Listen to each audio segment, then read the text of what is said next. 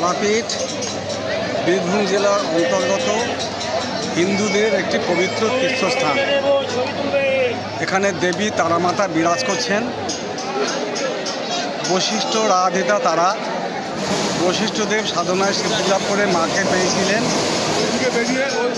জয়দত্ত সদাগর প্রথম মায়ের আবির্ভাব উৎসব করান। 1818 সালে যোগীনাথ জগন্নাথ রায় বর্তমান এই মন্দিরটি তৈরি করেন। এই মন্দিরের ভিতরে তারামা দেবী বিরাজ করছেন এবং ভক্তরা সেখানে পূজা দেন। সাধক বামাখ্যাপা 1837 খ্রিস্টাব্দে তারাপীঠ সন্নিকট আদলা গ্রামে জন্মগ্রহণ করেন।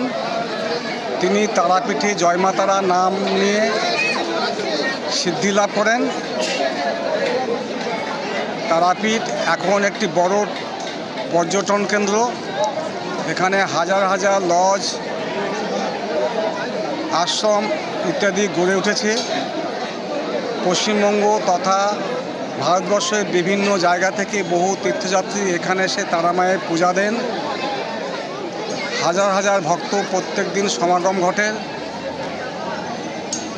আজকে অর্থাৎ 8ই অগ্রহায়ণ তারামায়ের নবান্ন উৎসবের প্রান্ত নবান্ন। এখানে দেব সেনাপতি কার্তিকের আরাধনা হয়। ধারে পাশে বহু মানুষ দেব সেনাপতি কার্তিককে দেখতে আসেন। এখানে কোনো দেবী মূর্তি পূজা হয় না। সাধারণ মানুষ দেবী মূর্তি পূজা না হলেও দেব সেনাপতি কার্তিকের উপর তাদের পূজা অর্পণ করে এবং আনন্দ উৎসবের মধ্য দিয়ে এই উৎসবটাকে খুব আনন্দের সঙ্গে উদযাপন করে। এই দিন দেখতে ধারে পাশে এবং বহু দূর দূরান্ত থেকে বহু মানুষ আসেন। তারাপীঠে বহু ভক্তের সমাগম হয়।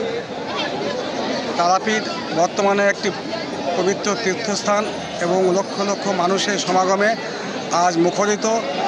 তারাপীঠ তার দেবী মহিমার জন্য সকলের কাছে আদরণীয় হয়ে আছেন।